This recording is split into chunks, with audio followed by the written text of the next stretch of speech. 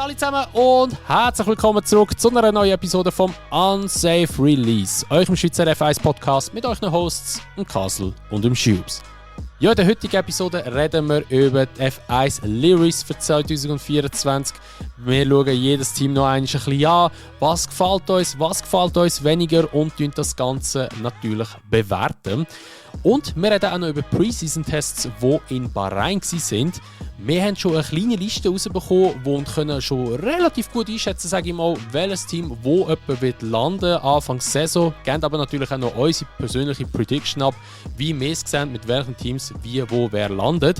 Darum, wenn es euch gefällt, hört gerne die ganze Episode bis zum Schluss her und wir wünschen euch wie immer viel Spass und eine gute Unterhaltung. So, also, wir legen los. Wir haben jetzt heute den 25.02., wo wir diese Episode aufnehmen. Also wir sind hier gerade nach den Preseason-Tests, oder vielleicht nicht gerade direkt nach den Preseason-Tests, aber die sind jetzt vorbei in Bahrain. Wir schauen, wie gesagt, in der heutigen Episode mal die ganzen Liveries noch an, weil das haben wir ja noch nicht gemacht und auch noch, wie die ganzen Teams, Schrägstrich auch Fahrer, in den Preseason-Tests performt haben. Und wir starten mit dem Team, das in den Preseason-Tests jetzt am schlechtesten abgeschnitten hat. Es gibt hier nämlich eine Zusammenstellung, die mir der Gabo geschickt hat, der Schub, sorry. Und von wem ist das? Ich weiss es jetzt gar nicht. Das ist von der Race Media. Das ist einfach eine Journalistenzusammenkunft von Leuten, die eigentlich immer auf der Strecke sind, viele Interviews machen. Und der das zusammengestellt hat, ist der Gary Anderson. Der hat schon bei diversen Formel 1-Teams gearbeitet. Also das war ein Engineer gewesen. Ich glaube sogar ein Race-Engineer für ein paar Fahrer, wenn es mich nicht täuscht. Und ja, der ist ein absoluter Datenmensch, der hat dann die Daten zusammengestellt und ja, somit hat sich dann aus diesen Daten, also es ist nicht irgendwie biased oder so, es ist wirklich harte, kalte Fakten eigentlich, welches Team ist am schlechtesten oder hat am schlechtesten abgeschnitten von den Zeiten und welches am besten. Okay, genau. Also wir starten mit Alpine, weil die haben eben am schlechtesten abgeschnitten jetzt an dem Pre-Season-Test mit ihrem Fahrzeug. Was schon mal ein gutes Omen für das Team, wo ja, der Erfolg wirklich schon lange erwartet wird, aber nie eintrifft gefühlt. Und wir starten mal mit dem mit dem Car Lounge. Die haben ja das Auto, also den F1-Wagen zusammen mit dem WEC-Auto, also mit dem Langstreckenfahrzeug präsentiert, beides zusammen. Und ich habe die Präsentation live gesehen auf YouTube. Und ja, es ist jetzt nicht so ein riesen GAU gewesen. Also jetzt die ganze Präsentation ist, glaube ich, etwa 3-4 Stunden gegangen. Ist jetzt nicht so wahnsinnig spannend gewesen, aber es sind einfach ein bisschen, ja, eben Alpine, Motorsport, das ist das Gleiche und weiss ich was, und Alpine Köth und weiss ich was, und auch ein bisschen Renault ist ein bisschen erwähnt worden, dies, das. Den Mick Schumacher hat man noch gesehen, weil der fährt ja beim Langstreckenteam mit dort für Alpine jetzt dieses Jahr. Die haben auch, glaube ich, jetzt irgendwie nächstes Wochenende als erstes Rennen. Und ja, sind wir mal gespannt, wie das dort dann wird. Und danach ist es dann nachher zum Formel 1-Wagen übergegangen. Und viele finden die Livery nicht geil, weil halt einfach viel Carbon ist und einfach ein bisschen blau und ein bisschen pink drin ist. Ich muss aber ehrlich sagen, ich bin überrascht gewesen, darum habe ich es eigentlich noch recht geil gefunden. Weil ja, ich hätte jetzt wieder so ein komplettes blaues Auto erwartet. Man hat auch immer ein bisschen Teaser gesehen, dass es irgendwie, dass es eine pinke Livery gibt, ist klar gewesen, dass es wieder für ein paar Rennen so werden fahren, das ist auch klar gewesen. Aber der hatte so einen Camouflage-Look an der Nase, aber das haben sie irgendwie nur so Teaser gehabt, aber es ist gar nicht so gewesen. Also das fertige Auto jetzt sieht gar nicht so aus, oder hat es auch gar nicht die Pink Livery. Ich muss aber wirklich sagen, ich finde die Pink Livery schöner als die blaue. Finde ich besser als die blaue, wie sie jetzt so da steht. Und ich weiß jetzt leider nicht mehr, was ich für eine Bewertung gegeben habe. Aber ich habe gemerkt, ich habe ein 7 von 10 oder 8 von 10, weil es mich einfach ein bisschen überrascht hat. Weil einfach so das Blau, ja, hat jetzt auch nicht immer schlecht ausgesehen, aber so finde ich ihn eigentlich nicht einmal so schlecht, muss ich sagen. Also vom Look her finde ich ihn nicht mal so schlecht. Aber da bin ich so ziemlich gefühlt der Einzige, kann ich feststellen.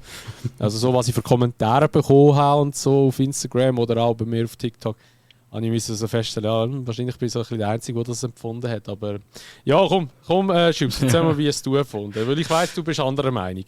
Ja, definitiv. Also ich meine, ich glaube, du gehörst wirklich irgendwie so zu 5%, die das effektiv geil finden, die Delivery. Also, weißt du, ich würde sagen, von Grund auf, okay, sie sieht schon nicht schlecht aus. Irgendwie. Sie hat irgendwie ein gewisses Stil zu sich, aber mein Gott, hey, es ist wirklich für das, was Alpine eigentlich ist, das wunderschöne Alpinblau, sage ich jetzt einmal, wo sie da noch vor der neuen Aero-Regulationen eigentlich hatten. Also es hat wirklich einfach schön ausgesehen. Und von dem siehst du jetzt einfach nichts mehr. Es hat einfach noch ein bisschen Splashes und Hints von Blau. Und die pinke Livery ist anstatt richtig voll pink einfach auch nur das Blau ersetzt durch das Pink in den wenigen Spots, wo es überhaupt Farbe hat. Ich mag mich auch gut erinnern, ich habe einen Post gesehen von Formel 1 selber, glaube ich, wo gestanden ist, how do you like the Alpine Blue? Und da habe ich nachher kommentiert mit, you mean the Alpine Black? Also, das ist halt wirklich einfach nur schwarz und ein paar Farbflecken drauf. Und das zeigt einfach in meinen Augen sehr wenig Teamidentität. Es ist schade zum Zuschauen, weil du das Auto nicht sofort außen erkennst zwischen all den anderen, die auch schon sehr viel Carbon und Schwarz drin haben. Das ist so nicht sofort ersichtlich irgendwie, habe ich das Gefühl. Und schau, ich hoffe fast irgendwie, dass die dieses Jahr so schlecht performen, wie sie es jetzt in den Tests schon hatten. Kommen wir gerade dazu. Dass Alpine oder Renault einfach sagt, fuck it, wir ziehen uns zurück. Und BWT übernimmt dann einfach den Schuppen. Oder dann heisst es einfach nur noch BWT Alpine Racing. Weil dann hätten wir endlich wieder ein pinkes Auto auf dem Grid, weil in meinen Augen eine der absolut ikonischsten Liveries, einfach die Livery, die sie jetzt die letzten paar Jahre zum Start der Season hatten, oder eben halt dann dazu als Racing Point respektive Force India gegen Andy eigentlich hatten. Genau. Und von dem her, oder Sports Piss Racing Point ist ja noch einmal gewesen. Ja. Nein, also wirklich dort, ich fände ein Full Pink Livery viel, viel schöner als das eine, sorry für den Ausdruck, geschissene Blau, das sie hier machen. Weil wenn sie schon blau machen, dann machen das schöne Alpine Blau. Also von dem her, ich gebe der Livery, ganz ehrlich, ich gebe dir ein 2 und ich bin nicht dran, auch ein 1 zu geben. Ich finde es wirklich einfach nur grusig. Wahrscheinlich gibst du einfach ein 2, weil du noch ein bisschen Erbarmen hast, weil sie so schlecht abgeschnitten haben an den Testtagen. Ja, das. Und weil der Pierre Gasly im Auto hockt und der hat immer einen schönen Helm und ist ein sympathischer Kerl, wegen dem gibt es doch ein 2. So gut. Genau. Ja, also eben zu den Testtagen, also ich selber, Alpine, sie haben zwar, ja, sie haben schon, glaube ich, 1-2 kleine Probleme gehabt, soviel ich mag noch mich erinnern, aber nicht wahnsinnig grosse. Also da hat es Teams gegeben, sprich McLaren oder auch Williams, die wesentlich mehr Probleme hatten. Aber ja, sie sind halt einfach so, was Longruns anbelangt, oder sie haben auch, glaube ich, auch Rennsimulationen gefahren, haben sie halt einfach wirklich nicht so gute Rundenzeiten können raushauen. Also da hat es Teams gegeben, die doch wesentlich schneller unterwegs waren. Und ich weiss nicht, wie der Tire-Wear ist, weil jetzt zum Beispiel bei Haas weiss ich, dort ist er wesentlich besser.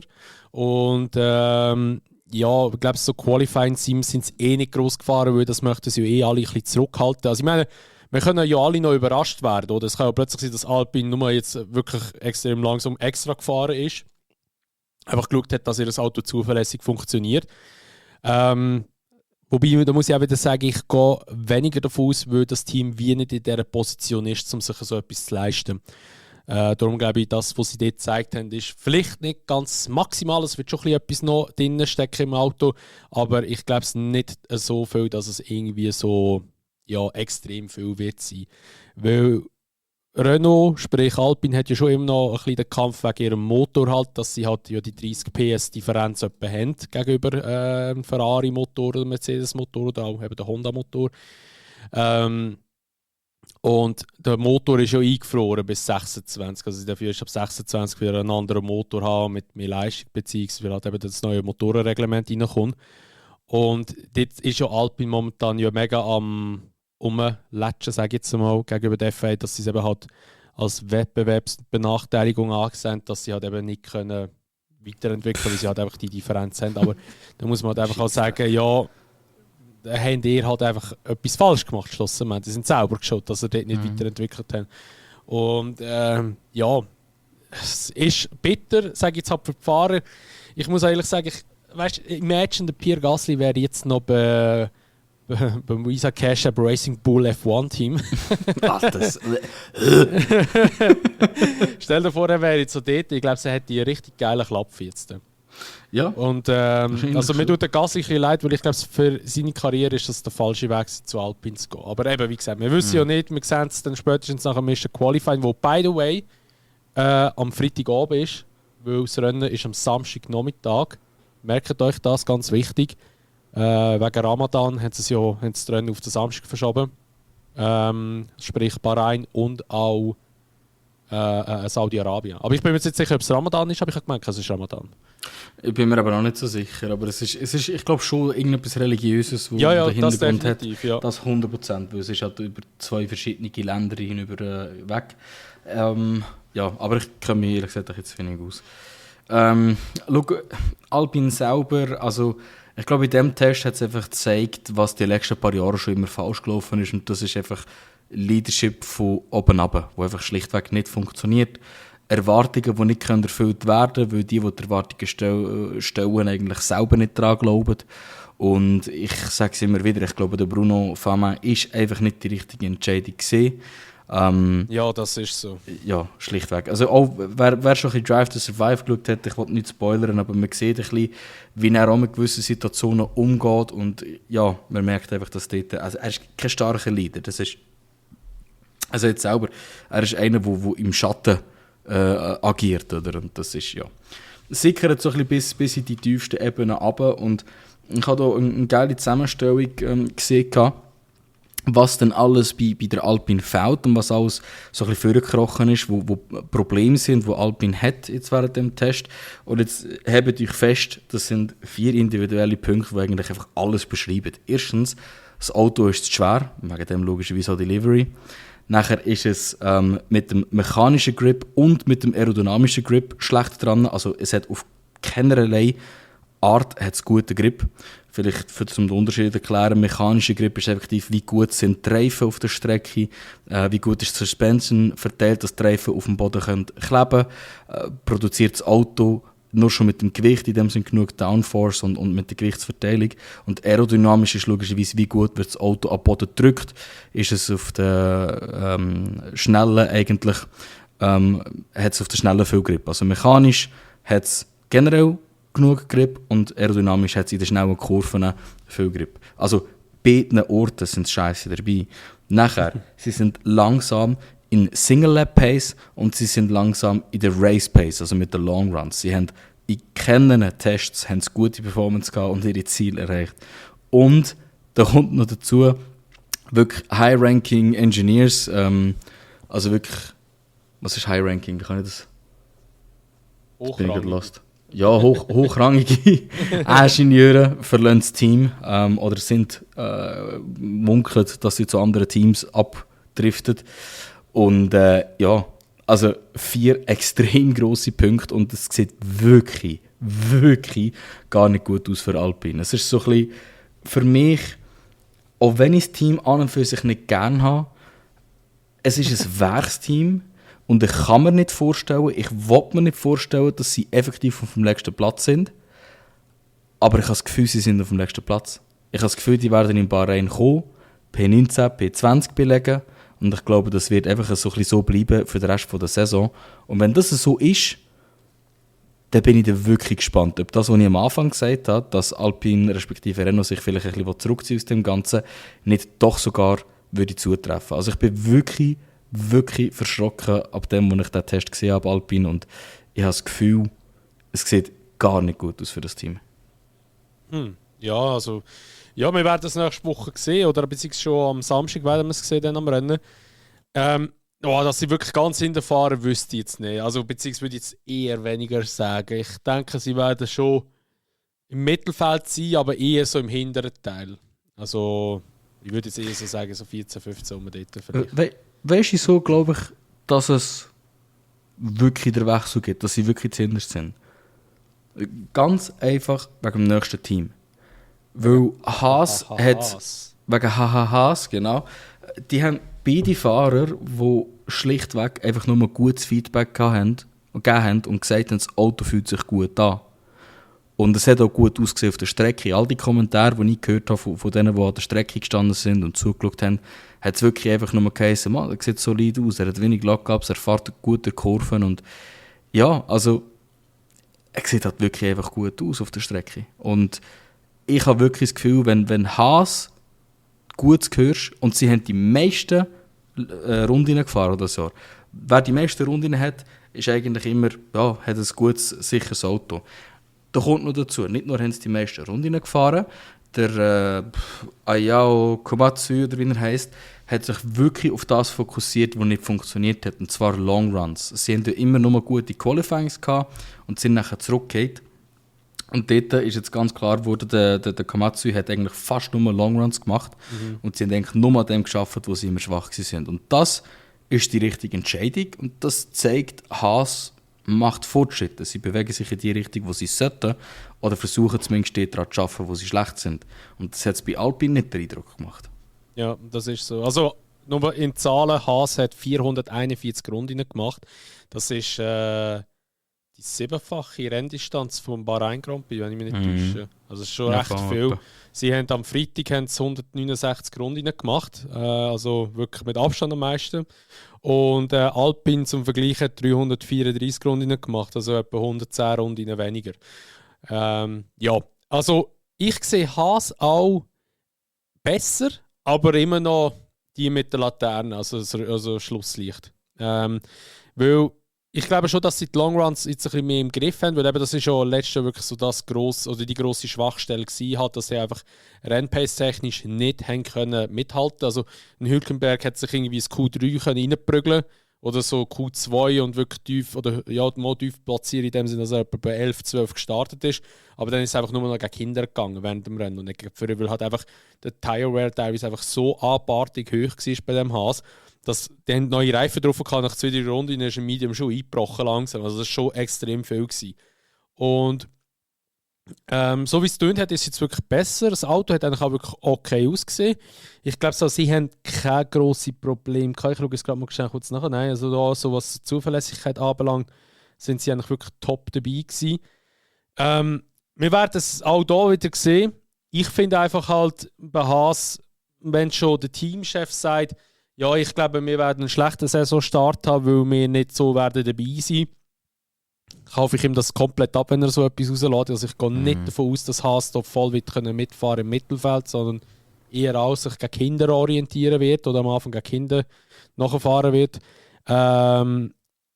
Ich würde noch zu der Livery, über die haben wir noch nicht angesprochen, ist halt auch viel schwarz, ist halt auch wegen, wahrscheinlich weil das Auto ein bisschen schwer ist, sonst, wenn es ein bisschen viel, oder wenn es ein bisschen mehr Farbe drauf hätte. Ich muss aber wirklich sagen, mir gefällt die neue Nase, weil sie schwarz ist und nicht mehr weiß. Bevor war sie ja weiß gewesen.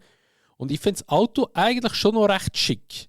Und ich habe dem dazu mal ein 6 von 10 gegeben, wo ich die ersten Bilder gesehen habe. Also es hat da nur wirklich Renderings gegeben, es hat nur ein Video gegeben und ein paar Bilder. Und Renderings sind halt einfach immer schwierig zu beurteilen, weil teilweise, also McLaren zum Beispiel, hat Photoshop angewendet. Also ich weiss nicht, dort haben sie nicht mal einen Praktikant genommen für das. Das ist die unterste Liga. Ja, okay. Wenn du das aufskaliert hast, die Helligkeit, das ist einfach wie mit einer schwarzen Sprühdose einfach drüber gegangen, wo so die wichtigsten Aeroteile sind beim Unterboden, haben sie einfach so ausgeschwätzt. Richtig schlecht. Oder auch bei der Achse vorne, auch aufhängen, haben sie einfach ausgesprayt. Es war so schlecht gewesen. Bei Haas hast du halt einfach gesehen, dass es eindeutig Renderings beziehungsweise halt einfach sind sie so gemacht, dass es einfach aussieht wie eine Showcar, mehr nicht. Aber Haas bin ich wirklich auch gespannt, vor allem halt, wie sie jetzt mit dem neuen Teamchef klarkommen, plus auch wie Update-Entwicklung wird sein, ob Updates kommen, weil eben Haas hat, ich glaube, das letzte Jahr vielleicht maximal 2 Updates gebracht, das war wirklich überschaubar gewesen. Und ja, ich bin gespannt, was sie das Jahr werden raushauen an Updates und an Entwicklung, in welche Richtung dass es für Haas geht. Weil ich sehe, Haas hat auch ein bisschen in einer schwierigen Position, beziehungsweise Gene, wie lange dass er da noch mitmacht. Aber ja, wie findest du noch die Livery, so by the way? Also so wie sie jetzt da steht, das Auto. Ja, also bei Delivery ist halt bei mir, und das haben wir das letzte Jahr auch schon gesagt, bin ich halt einfach schlichtweg ein bisschen biased. Weil ich liebe Farbkombination Rot-Weiß-Schwarz. Ich finde das wegen dem wirklich eine der schönsten Liveries. Und wo es irgendwie schwierig ist, gegenüber zu letztes Jahr, das zu upgraden, haben sie es doch irgendwie wieder geschafft. Und Ich finde eben auch die Sponsorship-Deals, die sie haben, passen einfach drauf. Oder du hast die Palm Angels Schriftzüge, die einfach geil aussehen.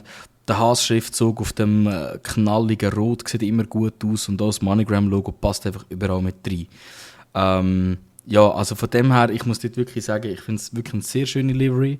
Auch dass dort, wo schwarz ist, nicht immer nur Carbon ist, sondern manchmal auch wirklich schwarze Farbe. Das bringt so viel mehr und das merkt man, wenn man so die Fotos von dem Auto auf der Strecke sieht. Oder? Also ich finde von der Livery wirklich eine der schöneren. Ich gebe dem Eiskalt einfach ein 8 von 10. Ich glaube, letztes Jahr habe ich ein 7 von 10 gegeben. Ja, nur schon wegen der Farbkombination. Und ich glaube, das wird sich auch nicht ändern. Es kommt für mich nicht ganz daran an die, was ist das, 2019 ist Dings gewesen, gell?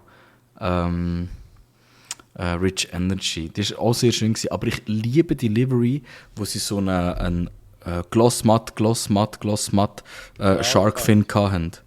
Also die graue meinst du? Nein, es ist schon auch eher weiß-schwarz gewesen. Ich glaube schon auch ein bisschen grau. Aber sie haben hinten für die Haifischflossen ist so gestreifelt gewesen, so mit Glossmatt schwarz.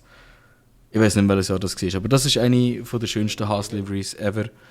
Ich finde sogar die schönste, aber die können wir jetzt sehr, sehr nüchtern nennen. Also von der Livery her, ja, geben wirklich ein 8 von 10.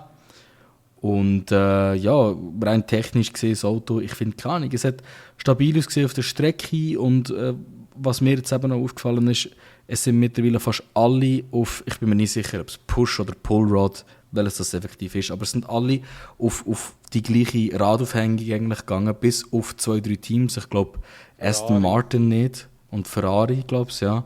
Und alle Williams, anderen haben Williams hat also einmal vorne haben sie jetzt alle die gleiche. Also das Pushrod haben jetzt glaube ich fast alle, also Mercedes ist glaube ich auch auf das gegangen, ich gemeint, aber wir sind aber nicht so 100% sicher. Und Williams hat einfach anders, also hat das Pullrod-System, also wenn es jetzt einfach das Gegenteil. Aber nur hinten.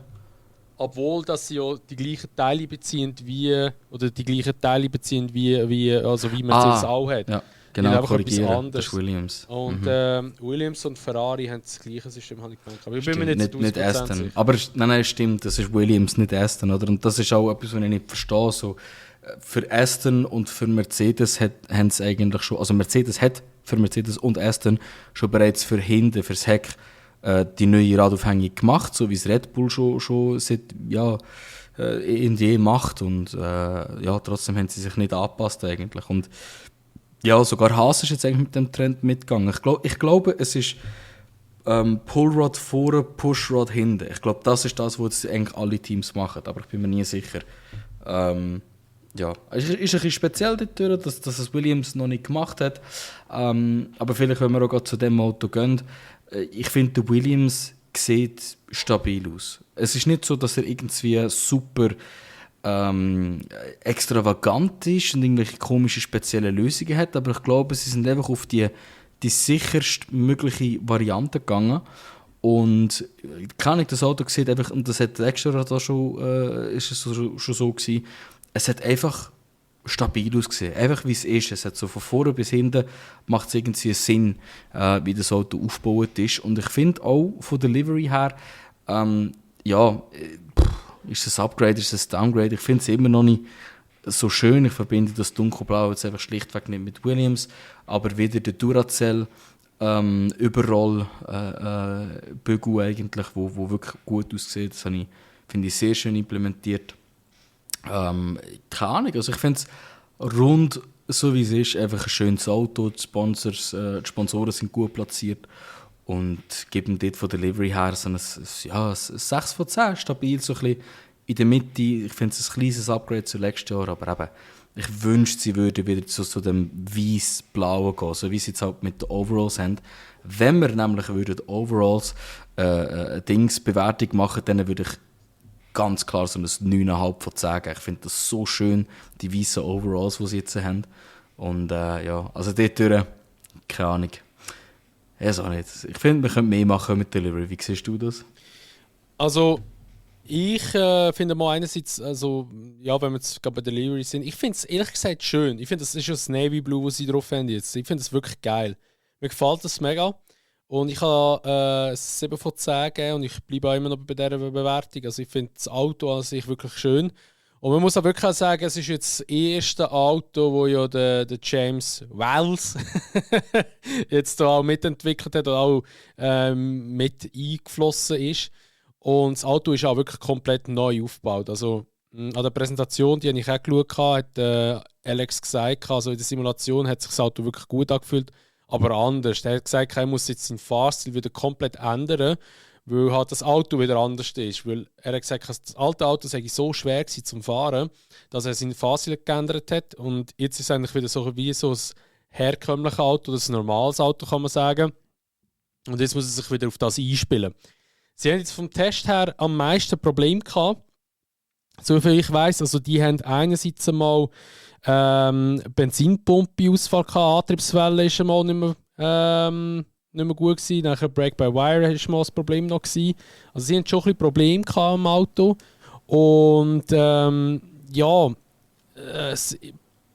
ich denke schon, das Auto wird schon zuverlässig sein, wenn sie dann schlussendlich auch als Rennen gehen, das erste. Aber sie haben jetzt dort nicht so wahnsinnig gut performt, aber ich denke jetzt mal lieber an den Testtag Probleme haben, als nachher im Rennen, wenn es aber ein bisschen etwas geht. Dann. Ich finde halt einfach, der Logan hat nicht so wahnsinnig gut performt an den ganzen Testtag. Der Elben ist ja eigentlich an und für sich schon ein bisschen schneller unterwegs und besser auch unterwegs gewesen. Ja, wir werden das sehen, was man. Der Logan hat ja gegen Ende der Saison eigentlich doch auch einigermaßen gut aufholen. Oder gut aufholen, er ist auch besser gefahren, sage ich es mal so. Besser performt. Aber der Elben ist schon wirklich ein höchstes Kaliber dort drin. Und er stellt ihn nicht so gut an, gell? Was? Er stellt den Logan nicht so gut an. Ja, also wenn Performance. Ja, also weißt du, wie meinst du jetzt gegenüber Melbourne, oder was? Ja, also so wie der Album performt, wirft es automatisch einen schlechten Schatten auf den Sargent, oder? Und obwohl man nicht fest in Zeiten reinlesen, vor allem nicht, weil der eine Fahrer fährt in einem Morgen, der andere am Abend, Streckenverhältnisse sind dementsprechend anders, also bist schneller oder langsamer. Aber wenn man gleich den Unterschied anschaut, durchschnittlich in Zeit vom Alex Albon ist plus 1,182 Sekunden gegenüber zum schnellsten Auto und vom Sargent ist plus 2,955% gegenüber dem schnellsten Auto. Also da ist halt doch ein riesen Unterschied dazwischen. Und die Unterschiede siehst du höchstens noch bei Haas und lustigerweise bei Alpine. Klar, eben, Streckenverhältnis ist ein grosser Punkt, aber ist doch ziemlich krass, was da pace-technisch für ein Unterschied zwischen den beiden ist. Ja. Das ist der grösste Unterschied übrigens. Ja, es ist schon heftig.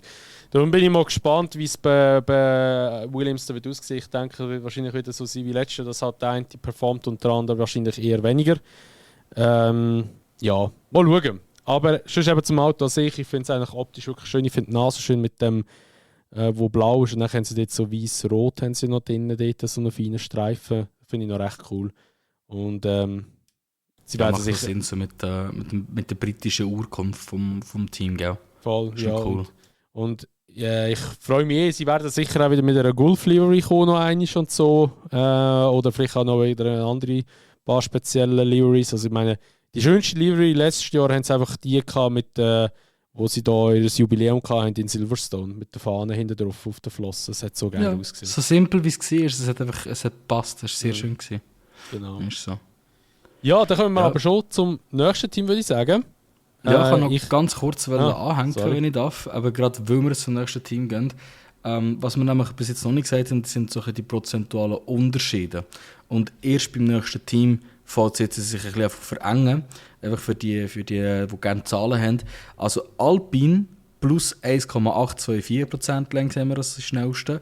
Machen wir 400 oder 0,4% der Schritt, nämlich bei Haas 1,407% langsamer, Williams 1,182 und jetzt das nächste Team ist 0,95% langsamer. Also ab jetzt werdet ihr auch merken, ist das Midfield doch sehr verengt. Also jetzt haben wir eigentlich, würde ich jetzt mal so behaupten, das sind Backmarkers gewesen, die 3 Teams, die wir jetzt besprochen haben. Also gehen wir jetzt ins Midfield mit Mit dem Visa Cash App Racing Bull F1 Team. Ich kann es gar nicht sagen, es ist Lotzi. Und zwar mit dem Daniel Ricciardo und dem Yuki Tsunoda mit einem komplett neuen Teamnamen, komplett neuen Livery, wo aber doch ein bisschen, ich denke, das ist schon ein bisschen bewusst gemacht, wo ein bisschen eine Anlehnung auch an Toro Rosso ist, vor allem mit dem Blau. Und ich muss ganz ehrlich sagen, ich finde die Livery, mit unter anderem, oder ich finde sie eine der geilsten Liveries, muss ich ehrlich sagen. Weil, ich meine, da hättest du jetzt wirklich alles also hättest du andere Farben auch nehmen. Gut, Visa ist ja auch blau, aber ich finde die Kombination blau, weiß, rot, es hat einfach hure viele Sponsoren drauf, das muss man auch sagen. Aber ich finde es wirklich noch schön und ich habe dem ein 10 von 10 gegeben und ich bleibe auch bei dem, weil es ist eines der wenigen Autos, das wirklich komplett zulackiert ist auch. Und ich finde es wirklich ein schönes Auto. Ich finde es wirklich mega schön. Und zu den Testtagen, ich bin sehr, sehr, sehr, sehr, sehr, sehr gespannt, wie das Auto in Wirklichkeit wird laufen. Weil es ist einfach ein RB19. Es ist wirklich einfach nur ein RB19. Ja, und ist so. Ich bin wirklich gespannt, wie der Karren wird laufen, weil die haben 100% nicht alles gezeigt an den Testtagen. Und die sind ja schon eigentlich wirklich schnell gewesen, auch teilweise. Also Ricciardo hat teilweise wirklich gute Zeiten austatschen. Sie haben gesamthaft, das kann ich jetzt auch noch schnell kurz sagen, sie haben gesamthaft 367 Runden gemacht. By the way, Williams 299 Runden. Die haben am wenigsten Runden gemacht, knapp 300 verfehlt. Und Haas haben wir gesagt, mit 441. Aber Racing Bull wirklich so im Mittelfeld, was so Runden anbelangt, Ausfälle oder irgendwie Probleme haben sie keine gehabt. Also das Auto war wirklich zuverlässig gewesen. Und ich bin wirklich gespannt. Also ich würde jetzt wirklich sagen, da wo wir jetzt hier sehen, mit plus 0,95% eigentlich auf Top-Zeit, ich glaube, ich sieht es ein bisschen anders aus noch. Ich glaube, es sieht noch ein bisschen anders aus. Also ich glaube, da wäre schon noch ein bisschen mehr drin. Das kann wirklich sein, weil also du sagst es richtig, das Auto an und für sich, also wenn man jetzt mal einfach würde das Auto full black machen und dann nimmst du den RB19 von letztes Jahr und machst ihn auch full black, die Käben sehen doch sehr, sehr ähnlich aus. Also das Einzige, was man halt merkt, ist, dass sie jetzt nicht so ein bisschen in diese Upgrade-Richtung gegangen sind, dieses Jahr, wie es Red Bull dieses Jahr auch gegangen ist. Und sonst könnte man jetzt halt wirklich einfach sagen, das ist ein RB19, RB19.5. Das Wunder gibt es noch nicht so viele Memes eigentlich drüber. Und der Cape sieht halt einfach auch stabil aus auf der Strecke. Wahrscheinlich haben sie einfach sehr viele Runs gemacht mit sehr viel Benzin drin, oder? Und das ist halt auch so ein bisschen das. Man darf halt bei den Tests doch nicht komplett in die Zeiten hineinlesen. Es gibt sicher ein grundsätzlich gutes Bild, wo ungefähr jemand ist. Aber nur weil jetzt Alpine so unter Stunden ist, muss es auch nicht heißen, dass die wirklich das schlechteste Team werden sein. Und nur weil jetzt, ich sage einfach Toro Rosso, ich kann mir den Namen wirklich nicht merken, es tut mir leid. Visa Cash App Racing Bulls F1 Team. Ja, genau. Oder das verwirrt mich eben auch so. Die meisten schreiben es jetzt mit RB an. RB ist für mich einfach Red Bull, nicht Racing Bulls. Nur weil die jetzt auf Platz 7 sind, muss es nicht heißen, dass die auch nicht auf Platz 4 umeinander gurken. Oder? Wobei, dann müssen sie natürlich schneller sein als Mercedes und Aston Martin oder Ferrari oder McLaren. Und das ist so ein bisschen eher unwahrscheinlich. Aber einen Weg, das Auto sieht gut aus und für mich ist halt auch immer so ein bisschen das, was das Team wahrscheinlich jetzt wird abheben, sind einfach auch die Fahrer. Ich bin immer noch überzeugt, der Yuki Tsunoda ist absolut underrated im Vergleich zu ganz vielen anderen Fahrern. Und der Daniel Ricciardo, der seinen Groove wiederfindet, der ein Auto hat, das zu ihm passt, mit einem starken Frontend, ein bisschen loosey-goosey in the rear. Und das wird das Auto halt auch schlichtweg sein. Der wird sich wohlfühlen. Und ich glaube, dass beide Fahrer wahrscheinlich das Auto dann nachher auch noch mal ein kleines Stück weit mehr über die Grenzen hinaus wird können oder werden können tragen. Also ich sehe wirklich teamtechnisch sehr gut für das Team. Ich finde es auch cool, dass sie den Peter Bayer jetzt schon seit einem Jahr im Boot haben, wo so ein bisschen mit einer anderen Sicht dran geht. Ich finde sehr spannend dann auch zu sehen, was der Laurent Mekies wird machen. Ich finde das sehr sympathisch und ich glaube, das ist auch ein sehr intelligenter Teamchef, den sie jetzt hier eingestellt haben. Und vor allem, wenn du siehst, das Ferrari, das er verloren hat, ist halt nicht so gut gewesen, aber ich glaube, der würde jetzt dort auch eine gute Rolle erfüllen, wenn er noch bleiben würde. Also, oder bleiben wäre, ja, grundlegend sieht das Auto fahrtechnisch gut aus. Ich sehe es bei Delivery wiederum ganz anders als du. Aber komplett. Ich finde, ganz ehrlich, es tut mir wirklich leid.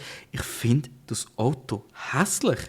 Ich finde es wirklich grusig. Ich finde, was mich einfach stresst, es ist so einfach. Man hat gar nicht so viel müssen haben. Klar, okay, wenn du viele Sponsoren hast, dann hast du viele Sponsoren. Dann klopft die von mir aus drauf. Aber wieso macht man zusätzlich zu dem Honda-Streifen, den man hinten schon hat, vorne durch nochmal so einen breiten Streifen? Ich finde, der sieht richtig grusig aus. Wieso machst du eine rote Outline und dann einen weißen Streifen? Wenn du schon ein bisschen als Alte anlehnen, aber neu bleiben, dann okay, mach einfach den weißen Streifen. Aber mach nicht noch das Cross vorne, oder ich weiß nicht genau, das Karo, das sie noch vorne gemacht haben. Ich finde es so wüst und keine Ahnung. Also wenn schon ein neues Team sein, dann entweder zieh den Scheiß durch, aber fang nicht hauptpatzig an, irgendwelche alten Sachen implementieren. Und eigentlich an und für sich wäre es so wunderschön, das silbrige Visa, der silbrige Bulle oben drauf, oder chromig in dem Sinn, mit dem wunderschönen Blau, das sie dort wieder gebraucht haben. Und nur der Hinterteil, wenn ich meine Hand quasi über oder kurz vor das Visa-Logo tue, würde ich sagen, wow, was ein schönes Auto. Und der fängt es an. Also es geht wirklich gerade so von einem 8 von 10 auf ein 3 von 10 aber für mich. Und das ist auch wirklich schlichtweg meine Endbewertung. Zu viele Sponsorships, schlecht implementierte neue Sachen, das Weiss mit dem Rot, das einfach nicht passt und einfach zu viel Farbe geben in meinen Augen. Ich gebe ihm Endbewertung ein 3 von 10, wenn es um Delivery geht. Ja, alles gut. Geschmäcker sind verschieden. Aber ich finde ihre Teamkleidung echt nice. Also Teamwear, was sie haben. Nein, finde ich gar nicht. Ich finde es irgendwie Ich finde es richtig grusig. Also, meinst du Dre-Suits oder wirklich Teamwear? Teamwear, nicht Race-Suits. Okay, ja, das müsste ich noch anschauen. Das habe ich nicht groß gesehen. Die sind eben so, das ist schon weiß und blau. Das sieht eben noch recht cool aus. Also, mal schauen, wenn sie es veröffentlichen. Momentan kannst du es eben noch nicht haben, aber ich muss dann mal das abchecken, wenn es dann mal wirklich offiziell angekündigt wird. Aber ja, also eben, Geschmäcker sind verschieden. Definitiv auch beim nächsten Auto, wo von Aston Martin kommt. Und da muss ich ehrlich sagen, also ich bin überrascht, dass Aston Martin eigentlich jetzt so bei Position 6 kommt. Weil ich sehe die ein bisschen schneller oder weiter oben. Weil ein Fahrer, ein Fahrer, ich muss es ja nicht so anteasen, also man weiss ja genau, dass es um Alonso geht. Aber es war einfach eine Zeit, die er gedroppt hat, und zwar war das am ersten Testtag, hat er am Morgen früh, ziemlich früh wirklich, und auch eine von der ersten Zeiten war es, hat er, ich weiss nicht mehr genau, welche Zeit er gemacht hat, irgendwie so ein 1,32 oder so, oder 1,31 oder 1,32, ich weiß gar nicht mehr. Ist ja nicht so schlimm. Hat er eine Zeit gedroppt. Und die ist den ganzen Tag ist der wirklich weiter vorne gewesen. Am Ende des Tages ist er, glaube ich, auf P6 oder 7 gelandet, von allen Fahrern, die gefahren sind an diesem Tag. Ja, und man bedenke, das ist am Morgen früh, wo die Strecke morgen früh viel heißer ist. Einerseits heiß, grüne Strecke, ist ja noch niemand gross drauf gefahren und hat schon so eine Zeit rausgeklopft. Darum habe ich das Gefühl, Aston könnte wirklich gefährlich sein in dieser Saison, weil sie doch ein bisschen Pace haben. Sie haben allem in allem eigentlich nicht grosse Probleme gehabt. Der Lance Stroll hat einfach mal einen Rückspiegel verloren, komischerweise. Und danach ist, glaube ich, der Ricciardo ist ausgewichen und ich glaube, der Hülkenberg ist drüber geballert über den Rückspiegel. Dann. Das war alles. Mehr haben sie keine weiteren Probleme gehabt. Das Auto eigentlich auch wirklich sehr zuverlässig. Und ja, ich weiss nicht. Also sonst allgemein vom Test sind sie eigentlich gut angestanden. Also Longruns sind okay gewesen.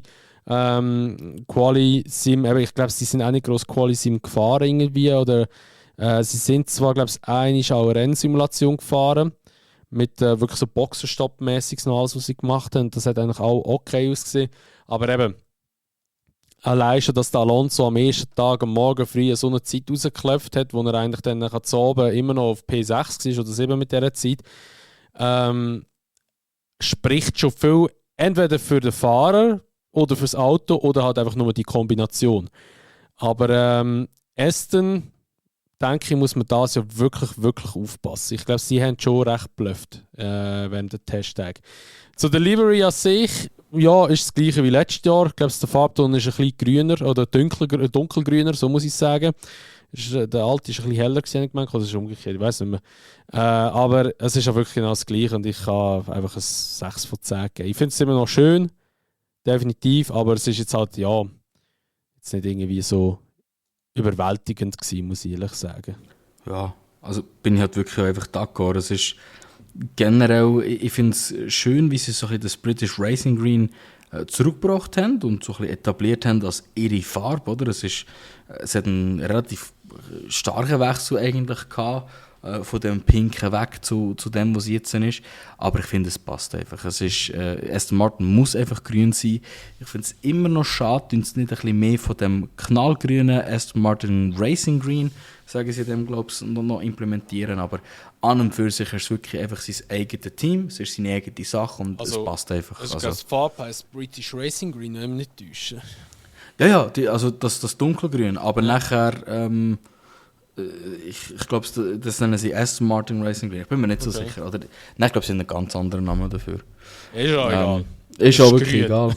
genau, es ist grün. Ja, schlussendlich, ich finde es ein schönes Auto und ich gebe ihm auch ein stabiles 6 von 10. Ja, also beeindruckend mehr, eben, wo sie da in diesem Rating sind. Oder? Weil, also rein prozentual, jetzt sehen wir vorhin bei Visa Cash App, fuck off, 0,95% gehabt und jetzt Aston Martin spielt 0,821% Pace Deficit. Also von dem her relativ neu. Aber wie ich vorher schon angeteasert habe, also sind jetzt natürlich ab jetzt sehr, sehr neu zusammen. Alle Teams sind sie schon in dem 1% noch alles regeln. Also eigentlich die letzten 3 Teams haben den ganzen Prozent selber und der Rest ist alles in 1% drin. Und ja, also ich glaube auch nicht, dass die alles gezeigt haben.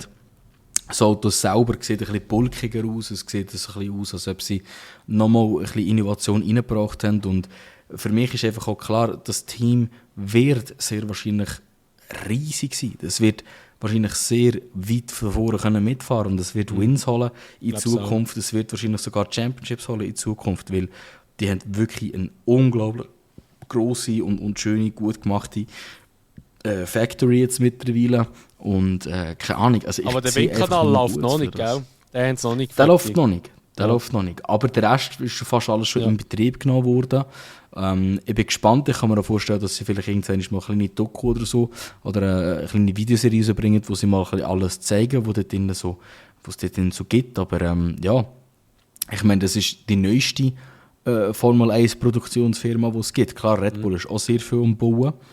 Ist aber mehr so ein bisschen für Visa Cash App Racing Team und dann nachher auch für das Ding, für das Engine Sites und so einen neuen Campus eigentlich gebaut. Aber ja, keine Ahnung, ich habe einfach ein gutes Gefühl bei diesem Team und ich, obwohl einfach sehr viel Geld einfach nur dahinter steckt, man merkt eben auch, es ist sehr viel Passion auch hinter dem Team und ich mag ihnen wirklich einfach jeden Erfolg gönnen und ich hoffe, sie kommen weit. Ich hoffe nur, dass sie mit den Fahrern wirklich mal ein bisschen Änderungen machen. Also nicht bezogen auf Alonso, ich finde, der passt perfekt in das Team, aber eben der Lance hat langsam einfach das Zeitliche gesegnet, hoffe ich zumindest. Und was man noch hinzufügen kann, sie haben 379 Runden gemacht und sind eigentlich wirklich da im Mittelfeld, was Runde anbelangt, also haben am viertmeisten Runden gemacht. Das nächste Team hat aber auch genau gleich viele Runden gemacht und wir gehen jetzt vom grünen Auto zum nächsten grünen Auto und das ist wirklich Premiere, weil das Auto ist früher rot gewesen. Vom grünen zum grüneren. Ja, grünere, giftgrünigere Auto, ja. Und zwar gehen wir zu Sauber, zu Steak F1 Team Kick Sauber, so war es. Also zuerst einmal dicke Props an F1 und die F1-Kommentatoren, dass sie sauber sagen. Sie haben nie gross Steak oder so irgendetwas gesagt. Und sogar bei den Visualisierungen oder bei den Einblendungen, Visualeinblendungen, wo sauber eigentlich kostet, immer und auch gestanden, sauber Steak oder Kick sauber ist gestanden. Also dicke Props, dass immer sauber wieder erwähnt wird, finde ich wichtig und richtig. Ich glaube, wir schießen da auch rein. Ich denke, wir können uns einigen, dass wir es einfach auch sauber nennen, weil es ist sauber, ja, sorry. Safe, ja, es ist sauber und eben alle anderen sagen auch immer sauber. Also von dem her finde ich wirklich geil, dass es immer noch eigentlich so standhaft ist. Und ich meine, man muss sich überlegen, das Team ist so lange drin, ich glaube seit 70er Jahren, 70er Jahre, glaube ich weiß ja, nicht, oder 80er Jahre. Mit Mercedes noch dann. Ja. Oder später. Ich weiß nicht mehr, wann das reingekommen sind, aber es sind schon sehr, sehr lange dabei. Und ich finde es krass, dass sich eigentlich der Name Sauber über die ganzen Jahre nie verflüchtigt hat. Es war immer da gewesen. Es hat BMW Sauber gegeben, es hat dann nachher was hat es noch gegeben? Jetzt Alfa Romeo Sauber hat es gegeben. Also, der Sauber-Name war immer da gewesen. Petronas Sauber hat es dann auch noch gegeben. Sauber Petronas hat es geheißen. Und das finde ich wirklich geil. Was ich weniger geil finde, ist die Livery. Und da gibt es wirklich so zwei geteilte Lager. Ein paar finden es richtig geil, etwas Freches, etwas Neues. Ein paar finden es einfach grundhässlich. Und ich bin wirklich auch gehöre einfach auch zu denen, die es grundhässlich finden. Ich finde das wirklich wüst. Also ich habe dem ein 4 von 10 gegeben. Klar, ich sehe den Aspekt, das ist etwas Neues, aber bitte, der Grünton, der ist so wüst. Es sieht so richtig verwaschen aus. Es sieht einfach nicht geil aus. Wenn der Grünton einfach ein bisschen giftiger wäre und nicht so also, ich meine, du siehst das gleiche Bild jetzt wie ich auch von dem Auto. Das sieht so ein bisschen verbleicht aus irgendwie. Es sieht einfach nicht so schön aus. Ich verstehe schon, dass das halt von der Plattform Kick übernommen wird halt. Aber ich finde die Livery einfach nicht schön. Vor allem finde ich, man hätte die Farbe invertieren. Also heisst, das, was grün ist, hätte schwarz sein und das, was jetzt schwarz ist, hätte grün sein. Dann wäre es vielleicht geiler gewesen. Das kann man vorstellen. Ich sehe, was du meinst. Das ist ein guter Punkt, also mit dem Invertieren. Ja. Aber es ist so, finde ich es wirklich nicht so wahnsinnig schick. Sonst so zu den Testfahrten noch, bevor ich das Wort abgebe, ich merke, du willst schon reinrutschen da. Sie haben kein Ausfall gehabt, also kein Problem gehabt, die haben wirklich auch solid gefahren. Sind von der Performance her, glaube ich, soweit auch, wie ich gesehen habe, okay gewesen. Ich weiss nicht, wieso dass das jetzt auf Platz 5 aufgeratet wurde ist da, von dem Dude da, weil ich muss ehrlich sagen, ich sage am Schluss meine Reihenfolge, wie ich denke, dass Teams da stehen. Aber ich sehe es aber nicht so wie vorne, die sind wesentlich langsamer.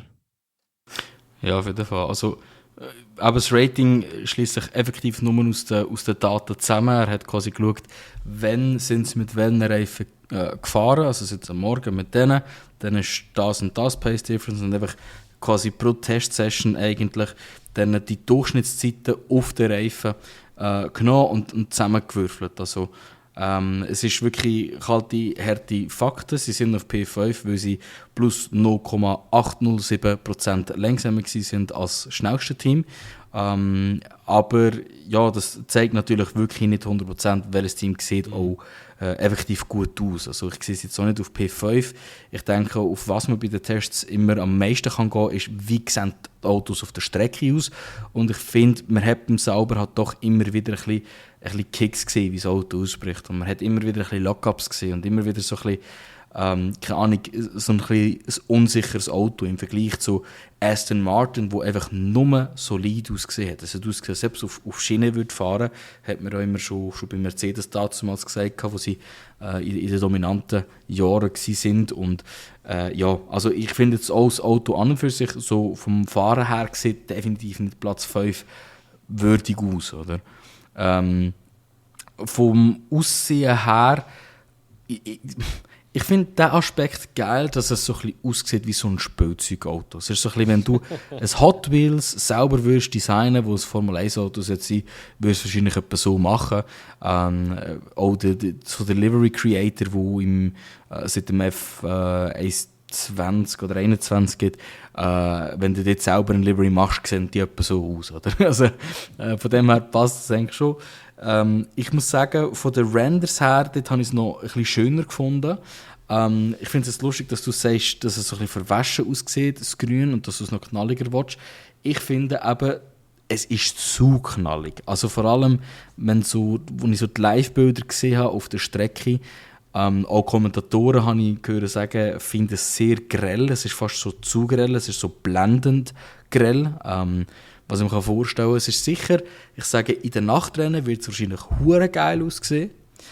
Aber mir persönlich ist das Grün zu knallig. Ich hätte lieber etwas Dunkleres, etwas Satteres, etwas Festeres erwartet, als das, was sie jetzt eigentlich haben. Riesen Props geht an dieser Stelle schnell raus an Tiffany Cromwell. Im Valtteri Bottas, seine Freundin, die hat wieder seinen Helm designt und er ist wieder unglaublich schön. Also, brutal, ja. Mit eigentlich der schönste Helm. Ich finde auch im Joe seinen sehr schön. Die beiden haben immer schöne Helme. Aber abgesehen von den Helmen, was mich überrascht hat bei diesem Team, ist so ein bisschen der Unterschied zwischen Joe und Valtteri Bottas. Weil da haben wir jetzt auch wieder einen riesen Gap, nämlich beim Valtteri Bottas plus 2,008% langsamer als der schnellste und der Joe 0,807. Also das ist so ein bisschen im gleichen Territorium wie es Logan Sargent gegen Albon ist. Und ich hoffe wirklich, dass es nicht so bleibt. Ich hoffe wirklich, dass der Valtteri sich ein bisschen zusammenreißen kann das Jahr. Sonst sehe ich dann wirklich auch einfach schwarz für seinen Sitz für Audi. Weil er muss doch auch langsam ein bisschen mehr zeigen, dass er es gleich noch drauf hat in meinen Augen. Weil der Job macht ihm doch, er zeigt ihm gut in dem Sinn. Ja, also eben, so der Joe darfst du einfach auch nicht unterschätzen, muss man ehrlich sagen. Ich finde, er hat seit eigentlich auch seiner Rookie-Season hat er eigentlich immer wirklich einen guten Job gemacht. Also ich finde, er fährt wirklich gut. Und Bottas, ich weiß nicht, beim Bottas merkst du halt schon ein bisschen, so ein Larifari geworden. Hat eben so wie eben so der Kimi-Mentalität hat. Das ist halt einfach wahrscheinlich so bei den Finnen so. Aber es ist halt schon ein bisschen, weiß ich nicht bei ihm. Und wenn er so die Saison bestreitet wie die letztjährige, glaube ich schon auch, wird es schwierig werden für ihn. Habe ich so das Gefühl. Dass er da irgendwie bei Audi noch weiterkommt, beziehungsweise dass er vielleicht sogar gar keine 25er Saison mehr wird bestreiten dann, je nachdem. Ich glaube, sein Vertrag läuft auch Ende Jahr aus, habe ich gemeint. Ich glaube es, ja. Also eigentlich ist fast das ganze great. Also, außer die, die logischerweise sind, so Oscar Piastri, Lando Norris, Charles Leclerc, Lewis Hamilton, Max Verstappen. Ich glaube, das sind die einzigen, die fix sind, wenn es mich nicht täuscht. Genau. Möglicherweise es nicht. Aber wenn wir da schon vom Lando Norris reden, alles drum und dran, dann gehen wir doch gerade zu dem Team über. Und zwar gehen wir zu McLaren. McDonald, ja, bald in 2 Jahren auch Hauptsponsor wahrscheinlich von einem Team. Wahrscheinlich Haas. Ja. Aufkauft McDonald's auf ein Team. Wahrscheinlich. Das ist schon lustig. McLaren hat nur 328 Runden getragen an diesen 3 Tagen, sind mit dem auf dem zweitletzten Platz, weil die haben eben schon ein bisschen Probleme mit ihrem Auto. Einerseits mal, der Norris hat ein Kupplungsproblem gehabt, Benzinsystem haben sie auch Probleme gehabt und sie haben noch etwas anderes mal gehabt, aber ich weiß nicht mehr was, weil da steht es jetzt gerade nicht mehr drauf, aber sie haben noch, glaube ich, so etwas Drittes gehabt. Und sie sind auch nicht so gut unterwegs sein, muss man ehrlich sagen. Im Fall. Also ich weiss jetzt auch, da ist jetzt wieder so eine Zusammenrechnung, steht der McLaren da auf P4 mit plus 0,677% auf Bestzeit. Zudem muss man sagen, dass das vom Piastri mehr gekommen ist und nicht vom Norris. Ich weiss nicht, der McLaren hat recht vielversprechend ausgesehen, weil er ja schon auch ein bisschen nicht genau das gleiche Design verfolgt wie der RB20, also von Red Bull. Weil der hat ja beim Sidepod hat er ja auch so eine Oberlippe, wie auch das Red Bull hat jetzt. Und Red Bull hat also was das wieder für ein Chassis ist, was sie dort haben, oder aerodynamisch ist das wieder einfach Next Level. Aber wir kommen sicher nachher noch drauf dazu. Aber ich bin gespannt, wo es mit McLaren hergeht. Ich glaube, die versprechen sich viel für diese Saison. Ich glaube es auch, sie könnten stark sein. Aber ich gebe dann eigentlich noch mein Rating ab von den Teams und sie werden nicht so weit oben sein wie jetzt andere. Also ich sehe jetzt, ich sage es nachher. Aber sie sind okay gewesen, würde ich jetzt so behaupten. Sind, soviel ich weiß, einfach Rennpace technisch recht stark gewesen. Aber One-Shot, weiß ich nicht, muss ich ehrlich sagen. Habe ich jetzt nicht geachtet, wie gut dass sie dort gewesen sind.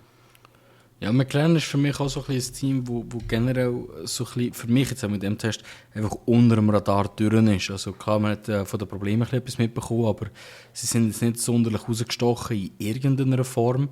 Man sieht, dass am Auto etwas geschaffen worden ist, aber ich habe wieder das Gefühl, dass sie auf das Jahr raus wieder zum Start noch nichts Spezielles haben. Vielleicht haben sie wieder riesige Upgrades in der Pipeline, aber es sieht bis jetzt noch nicht so aus, als ob das Auto einen riesen Step gemacht hat, wie sie das eben letztes Jahr eigentlich schon gemacht haben. Oder? Keine Ahnung, an und für sich ein Team, das ich hoffe, dass sie vorne mitfahren. Ein Team, das ich ehrlich gesagt auch erwarte, dass sie vorne mitfahren. McLaren gehört einfach nicht hinten ins Grid rein. Und ja, also grundlegend, ich weiß nicht. Aber für mich sind sie einfach gar nicht aufgefallen. Und ich hoffe, dass sie vorne mitfahren. Und das ist ehrlich gesagt pace-technisch alles, was ich über das Team sagen kann. Auch Livery-technisch, ja, wollte ich gar nicht viel hast du voll vergessen, hä? Genau, also ich will gar nicht viel über die Livery reden, weil ich finde es immer noch kotzgrusig, es tut mir leid. Ernsthaft? Ich finde es einfach schade. Jetzt, wo das Blaue nicht mehr drin ist? Ja, es macht es nicht besser. Es tut mir leid. Ich finde es einfach schade, wie das Team momentan generell ihre Liveries hat. Ich finde es im IndyCar schöner implementiert. Ich finde es in ihrem wie heisst das, Rally X-Team besser implementiert. Keine Ahnung, ich bin absolut kein Fan von der neuen McLaren Ästhetik und ich hoffe, dass sie das wieder ein bisschen werden anpassen in Zukunft. Ich wollte einfach mehr Papaya. Ich wollte wieder ein ganz oranges Auto. Also ich würde gerne mit der Chrom sehen, muss ich ehrlich sagen. Ja, als Chrom. Von mir aus, macht Papaya schwarz und Chrom rein. Nein, gar kein Papaya mehr, einfach schwarz Chrom. Nein, Papaya ist geil. Also ich gebe ihm ein 4 von 10. Ich finde, seitdem sie die Ästhetik geändert haben, der McLaren einfach nicht mehr schön. Also ich muss ehrlich sagen, ich finde es schön, dass das Blaue nicht mehr drin ist. Weil das Blaue ist immer so ein bisschen eine Anlehnung auf das scheiß Golf. Und sie haben ja den Golf-Sponsor schon gar nicht mehr gehabt. Ich meine, die Golf-Livery in 21 ist das in Monaco, das hat wirklich grandios ausgesehen. Das ist definitiv so. Das ist wirklich eine der absolut schönsten Liveries, die es je gegeben hat für ein Rennen. Aber ich finde es so wesentlich besser, als wenn es so blau drin hat und ich habe dem 7 von 10 und ich bleibe bei dem. Ich finde das Auto schön. Ich finde es wirklich schön. Ich finde Schwarz-Orange-Kombination finde ich ganz frech. Ich finde das wirklich geil. Ja gut, der Raddeckler mit dem Chrom-Logo wieder ist halt natürlich wieder so das andere. Aber grusig. Man überlegt ja anscheinend für 26, 16 Zoll wäre das wieder kleiner. Dass es dann keine Raddeckler mehr gibt. By the way. Vielleicht sieht man dann wieder die Augen. Wäre noch geil. Fand ich, keine Ahnung, also ist mir irgendwie langweilig, ob man jetzt die Raddeckel sieht oder nicht. Ich finde die Raddeckel mehr verwirrend als etwas anderes, weil ja, bei ein paar Teams dann zum Beispiel etwas Rotes drin und dann hast du immer zuerst das Gefühl, sie haben einen Soft drauf und dann ist es gleich nicht. Jetzt zum Beispiel gerade beim Toro Rosso wird das extrem der Fall sein, dass du das ganze Gefühl hast, er hat Soft drauf. Ja, oder bei Ferrari. Oder bei Ferrari, ja. Ja. Ich würde jetzt mal sagen, von einem Team, das ja, mit Delivery zwar weiss, was sie durchwollen, aber nicht gut sehen, zu einem Team, das nicht gut aussehen und nicht wissen, was sie wollen mit Delivery. Das ist so. Ja, also, da habe ich wirklich hitzige Diskussionen mit gewissen Leuten. Also, eben, Geschmäcker sind verschieden. Und wenn mir jemand sagt, hey, ich finde das mega schön, dann ist das voll okay. Dann finde ich das okay für ihn oder schön, dass du das schön findest. Mein Geschmack ist nicht, weil für mich ist das einfach ein Auto, wo also Mercedes, wir reden über Mercedes, by the way. Mercedes, das Auto sieht einfach wirklich so aus, als hätten sich die zwei von der Designabteilung gestritten. Der andere hat gesagt, ich mache schwarz, nein, ich mache silber. Und dann haben sie angefangen, der eine hat hinten angefangen, der andere vorne angefangen und in der Mitte sind sie zusammengekommen, so, oh Scheiße. Ja, jetzt müssen wir gleich schon irgendwie etwas machen. Also, es sieht einfach weißt du, was ist passiert? Die haben ein ganz schwarzes Auto gehabt und dann, wo der Lewis gesagt hat, nein, ich verpiss mich, haben sie gesagt, ach komm, okay, dann tun wir noch wieder einfach Silber rein, fuck it. Black Lives doesn't matter. Black Lives do kinda matter. Ja, so. Nein, also, ausnahmsweise. Ausnahmsweise. Es ist wirklich bodenlos und wir sind ausnahmsweise wirklich d'accord. Also, ich weiß nicht. Also, ich finde, hindurch haben sie eigentlich wieder das schöne Schwarz gemacht mit den Mercedes-Sternen. Das habe ich richtig geil gefunden. Nur finde ich schade, dass sie so gross sind irgendwie. Aber was soll das? Macht ihn ganz silbrig oder macht ihn ganz schwarz. Ja.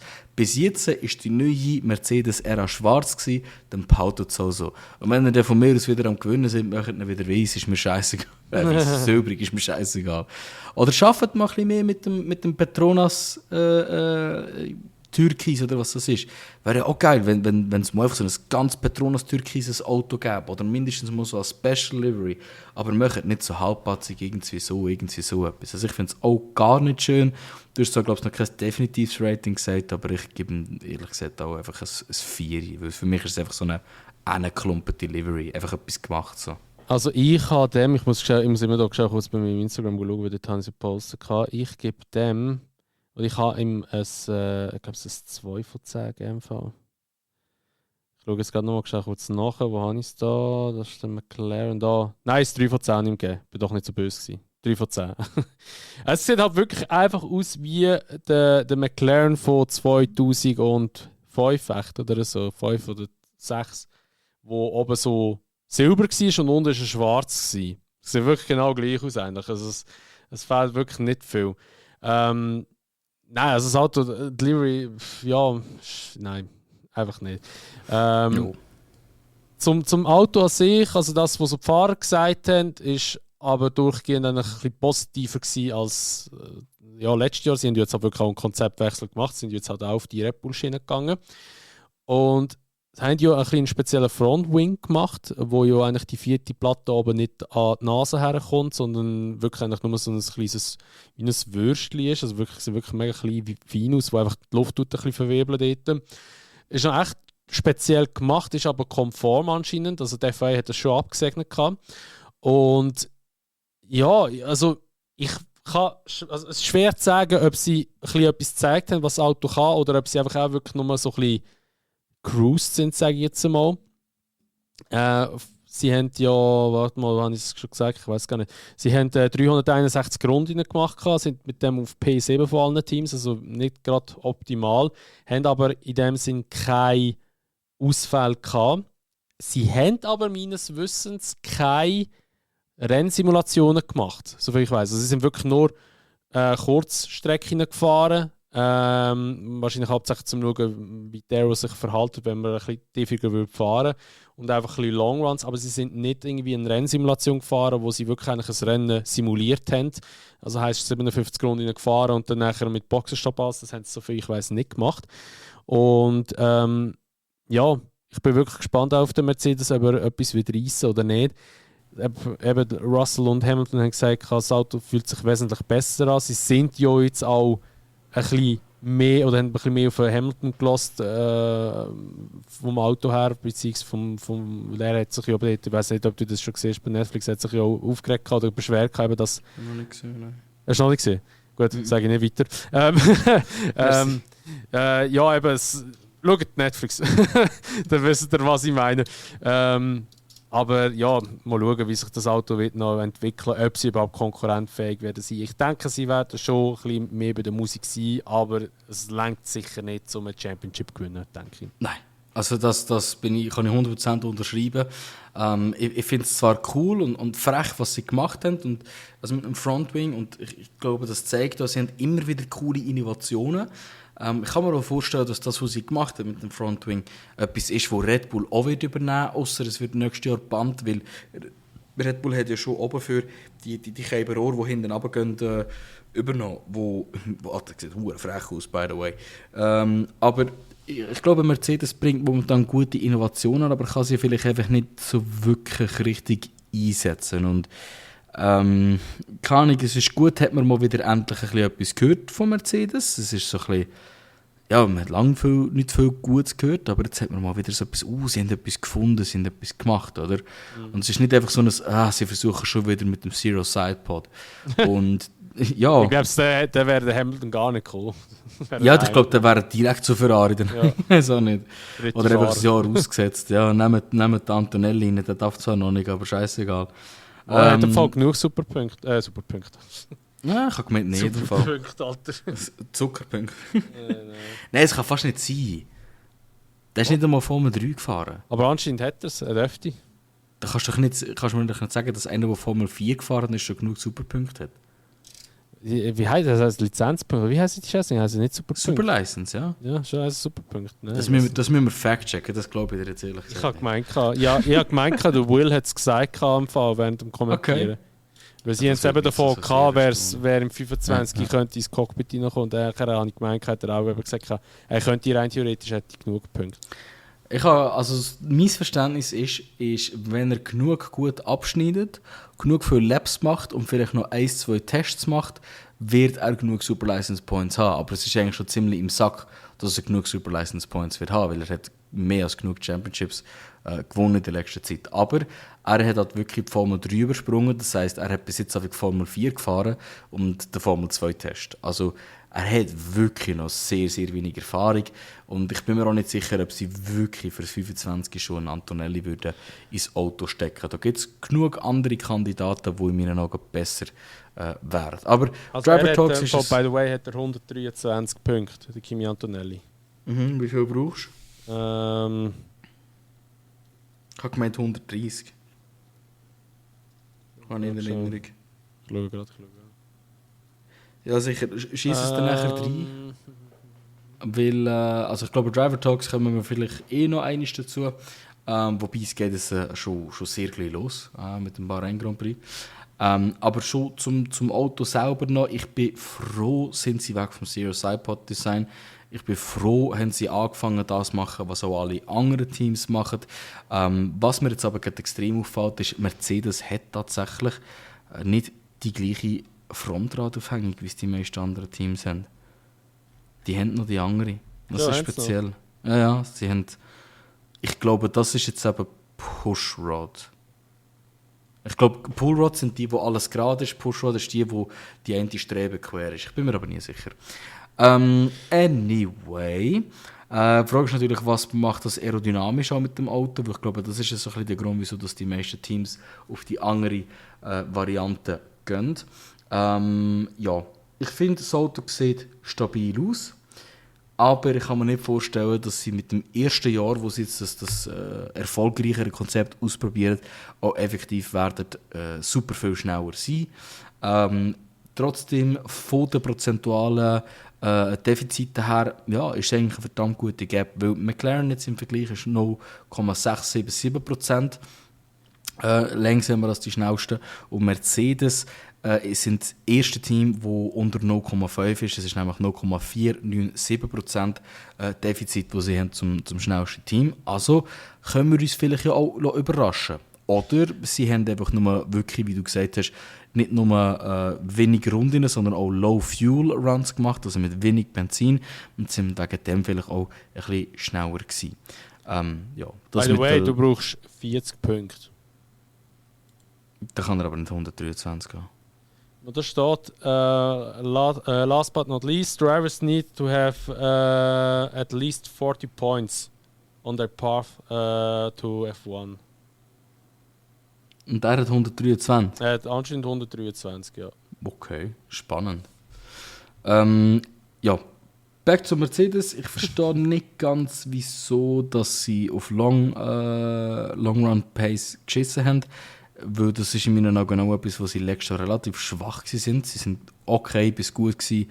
Im Qualifying und in den Rennen haben sie dann oft nachgelassen. Finde ich ein bisschen sehr speziell. Ja, egal ob der ja gut, also reifentechnisch sind sie immer stark gewesen, by the way. Also, reifentechnisch sind sie immer stark gewesen, das ist so, ja. Aber das Auto selber hat irgendwie nicht genug Fuß für bis ans Ende. Einen Weg, ob der Antonelli den Sitz bekommt oder nicht, ich glaube, zu fest freuen darf sich niemand. Schade für Russell, dass er die grandiosen, schnellen Mercedes-Jahr verpasst hat, weil ich weiss nicht, wenn das Team so weitermacht und so viel mehr Leute halt auch verliert vom Team, weil es werden noch mehr gehen, bin ich überzeugt, ob sie noch einmal wirklich an die Grösse werden hinkommen, die sie jemals gewesen sind. Aber er muss sicher nicht die nächsten paar Jahre. Ja, du, wir werden es sehen. Wir werden es definitiv sehen, wie das sich noch entwickelt bei Mercedes. Imagine einfach, Russell geht auch, aber ich glaube, er hat sich da schon ein bisschen im Team verpflichtet, habe ich so das Gefühl. Ja, ich hoffe so. Also ich finde, er kann das Team seine Zukunft machen. Er ja, kann der Lead-Driver werden, wenn er sich nicht dumm anstellt. Und es gibt scheint ein Gerücht, by the way, wo heisst, dass der Sepp gleich möchte zurückkommen wieder. Habe ich so gestern und heute ein bisschen aufgenommen und imagine, er würde wirklich zum Mercedes gehen, Alter. Also ich sehe ihn wirklich schon eher bei Audi, sorry. Also ich kann nicht, irgendwie macht für mich Mercedes keinen Sinn. Ja, weiss ich, weil, gut, sag niemals nie, gell? Schumacher hat das auch gemacht. Wir wissen es ja nicht, aber wäre schon geil, wenn er würde kommen. Ja gut, ja, er wollte vielleicht den Schumacher noch ein bisschen weiter emulieren. Ja. Kann ja schon sein. Mal schauen, wir werden das sehen, wie sich das dort noch, also ja, wie es bei Mercedes weitergeht ab 25 oder beziehungsweise sich das noch ein bisschen weiterentwickelt.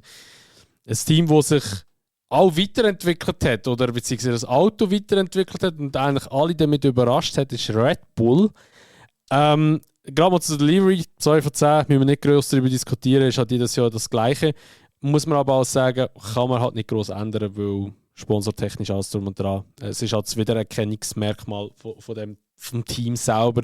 Ich meine, in der F2 gibt es ja auch ein paar, die auch so aussehen. Einfach also das klassische dunkelblau, fast schon schwarz kann man sagen, und hat die gelbe Nase und oben der Überrollbügel, der auch gelb ist, mit dem Bull hinten drauf auf der Motorabdeckung.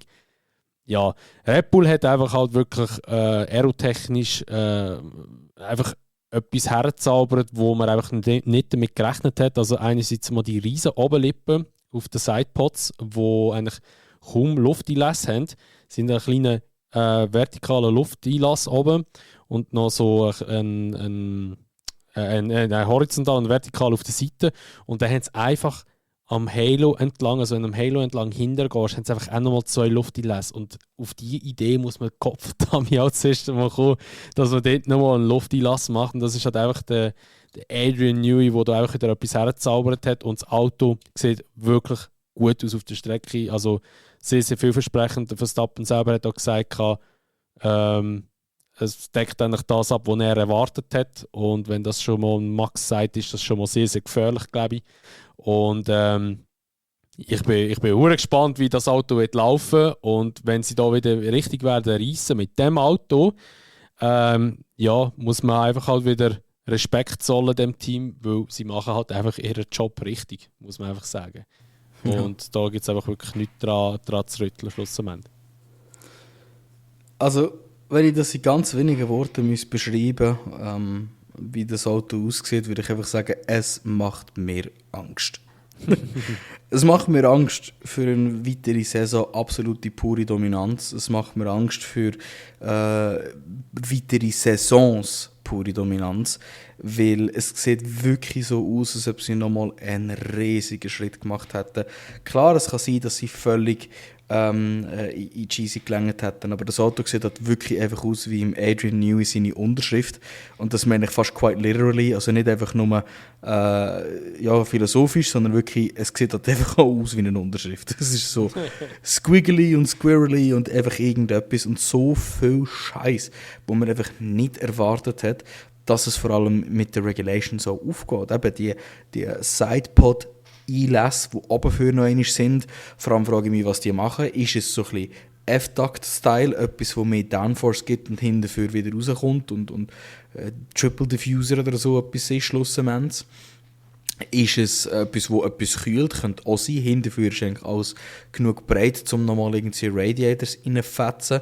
Also was ich vor allem spannend finde, ist, dass sie so viele Design-Ideen von Mercedes übernommen haben, weil sie haben ja unten auch noch langsam, eben, was ist Sidepod, was ist nicht mehr Sidepod.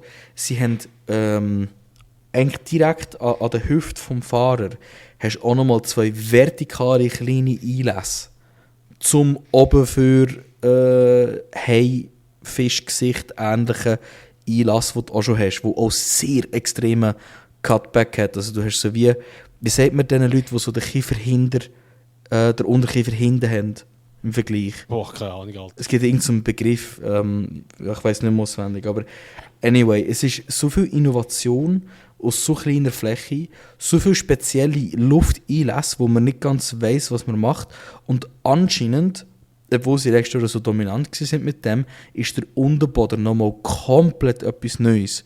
Also der Adrian Newey hat da wahrscheinlich wieder gezaubert und eben, wie du schon angetönt hast, Max Verstappen fühlt sich wohl und er sagt sogar, dass das Auto ein bisschen besser sich noch anfühlt, und da muss ich echt sagen, gut, das wird wahrscheinlich wieder so eine Saison, wo wir einfach Formel 1 und Formel 1.5 werden können schauen. Max, der einfach alles auseinander nimmt, Sergio, der 2-3 Wins holt und dann alles andere, wo hinten nachgurkt. Und ich bin ganz ehrlich, ich glaube, wenn das so wird sein, können wir einfach ab nächste Woche in dem Sinn anfangen, Formel 1.5 schauen.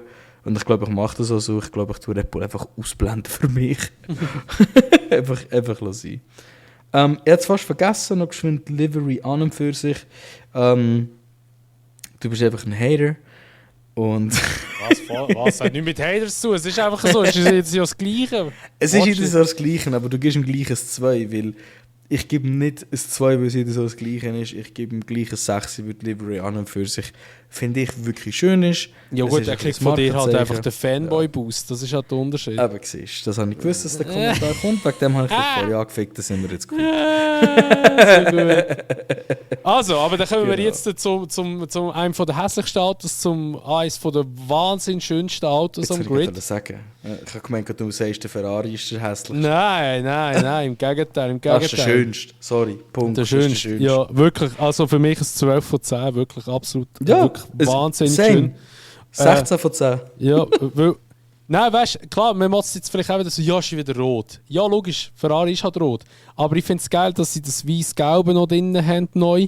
Und ich finde es halt einfach, es sieht einfach geil aus. Klar, das Einzige, was ich sage, ist, der Frontwing vorne ist ja auch rot durchgezogen. So ein Blatt oder 2 Blatt sind so rot durchgezogen. Ja, hätte man auch komplett schwarz. Ich finde es nicht wahnsinnig schlimm, darum immer noch so eine hohe Bewertung. Aber das Auto an sich finde ich top. Ich finde es richtig schön. Wirklich mega schön. Und Ferrari, ich habe es schon im letzten Podcast gesagt, und ich glaube, im vorletzten Podcast auch schon gesagt, ich glaube, Ferrari, das ist ein Team, auf das muss man aufpassen. Weil ich habe irgendwie ein mega gutes Gefühl bei Ferrari und sie sind auch wirklich dabei. Also was so geleistet wurde ist an Qualisim, Rennpace technisch, hat das wirklich sehr, sehr gut ausgesehen. Sie haben ja immer den Struggle gehabt, dass sie ja Rennpace technisch doch nicht so gut sind und haben in den Long Runs jetzt doch besser ausgesehen. Und auch der Leclerc und der Sainz haben gesagt, das Auto fühlt sich wesentlich besser an als das letzte Jahr. Und ich glaube, sie haben die beste Testzeit von diesem Jahr gegenüber die vom letzten Jahr, ist, glaube ich, irgendwie fast 1,4 oder 1,7 Sekunden schneller. Und das ist schon nicht schlecht. Klar, man weiß natürlich nicht, wie sie gefahren sind, dazumal und jetzt. Aber ich denke, sie werden mit beiden dazumal schon ein bisschen schneller fahren oder dann schneller fahren und jetzt auch, weil sie halt ein neues Konzept haben und dazumal haben sie gedacht, wir probieren es ja nochmal mit dem alten Konzept. Und es ist ja jetzt das erste Auto, das ja komplett auch unter dem Fred Vasseur aufgebaut wurde. Weil letztes Jahr hat er ja einfach eins bekommen, wo noch der Binotto seine Finger im Spiel hatte. Und ich bin gespannt. Ich bin wirklich gespannt und ich habe wirklich ein gutes Gefühl bei Ferrari. Weil ich meine, in den letzten Jahren, was strategietechnisch und boxenstabtechnisch anbelangt, haben sie auch schon besser ausgesehen. Und jetzt muss einfach nur noch der Klapp laufen. Und ich glaube, sie haben 2 wirklich gute Fahrer, die das können auch schaffen, dass sie da um Wins können fahren. Ob es schlussendlich für den Championship wird länger, ist schwierig, weil eben halt, wir gerade vorher schon hatten, Red Bull ist halt dann doch da wieder ein bisschen eine andere Liga. Aber ich glaube, sie können hier und da doch mal Red Bulls Leben schwer machen, glaube ich. Schau, ich glaube, es trifft einfach schlussendlich wie immer zu. Der Fred Vasseur ist ein Schlitzohr. Definitiv.